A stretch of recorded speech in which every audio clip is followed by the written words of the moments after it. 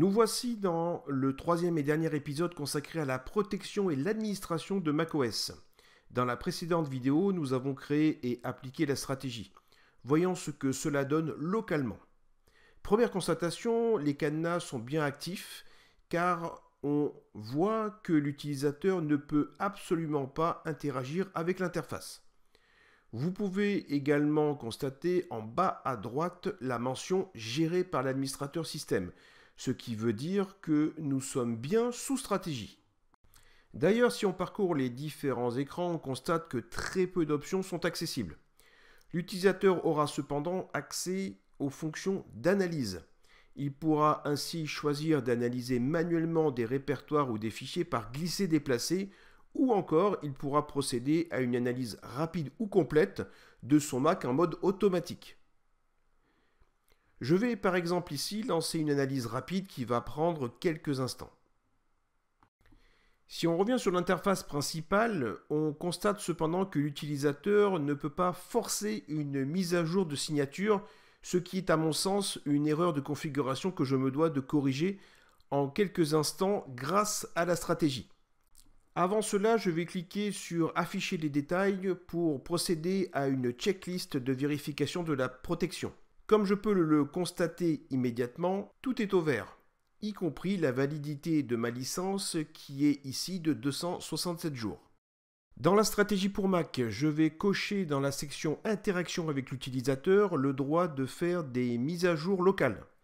Je valide et en attendant que celle-ci s'applique, nous allons parler quelques instants des tâches élémentaires et indispensables à créer dans votre console d'administration. Côté Mac, elles sont au nombre de 4 comme vous pouvez le constater. La première n'est évidemment pas utile puisque nous avons une clé dans la console d'administration qui se déploie automatiquement. Même si je ne le conseille pas car ça peut être source d'erreur, si vous souhaitez gérer manuellement les clés, dans ce cas, vous utiliserez cette tâche précisément. Et surtout, vous n'oublierez pas de décocher le déploiement automatique dans Security Center. Ce n'est pas mon cas ici, donc je vais passer à la seconde tâche.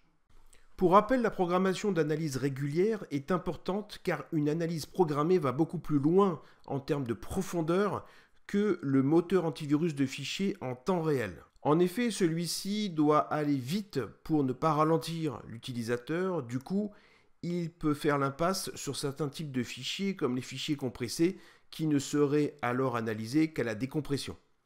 Au niveau des options, je vais faire en sorte qu'il y ait le moins d'interaction possible avec l'utilisateur. Du coup, s'il y a une détection d'un malware, celui-ci sera traité automatiquement, sans intervention humaine.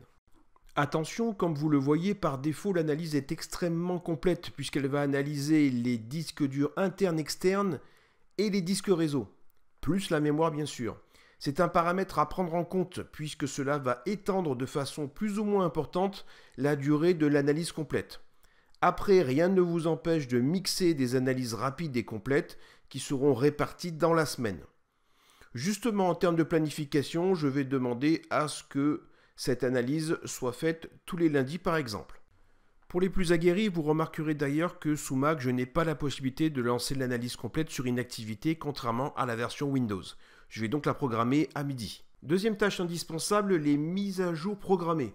En effet, on ne va pas compter sur l'utilisateur pour réaliser ces mises à jour manuellement de façon régulière. Donc, première question posée, est-ce que le endpoint va simultanément aux signatures télécharger les mises à jour de modules qui corrigent, je vous le rappelle, les possibles bugs du produit de façon automatique ainsi que des évolutions de fonctionnalités s'il y en a. Je peux aussi choisir si ces mises à jour passeront par le Security Center ou seront téléchargées directement sur Internet.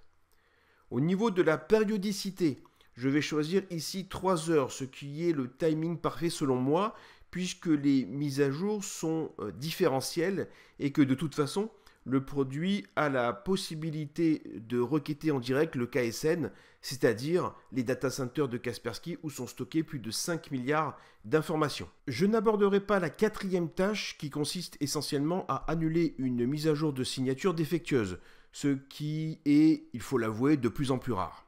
Pour terminer cette vidéo, un petit tour du côté du Mac. pour constater que la mise à jour manuelle des signatures est maintenant disponible et qu'en tant qu'utilisateur, je peux la lancer immédiatement si je le souhaite. Voilà, vous savez quasiment tout sur la protection macOS 10.15 et supérieure par notre Kaspersky Endpoint Security. Vous n'avez plus qu'à placer tous les Macs que vous gérez dans votre groupe d'administration pour qu'ils récupèrent la bonne stratégie et les bonnes tâches. Merci d'avoir suivi cette vidéo. Comme d'habitude, vos questions en commentaire et n'hésitez pas à vous abonner à la chaîne pour ne louper aucun tutoriel à venir. À bientôt!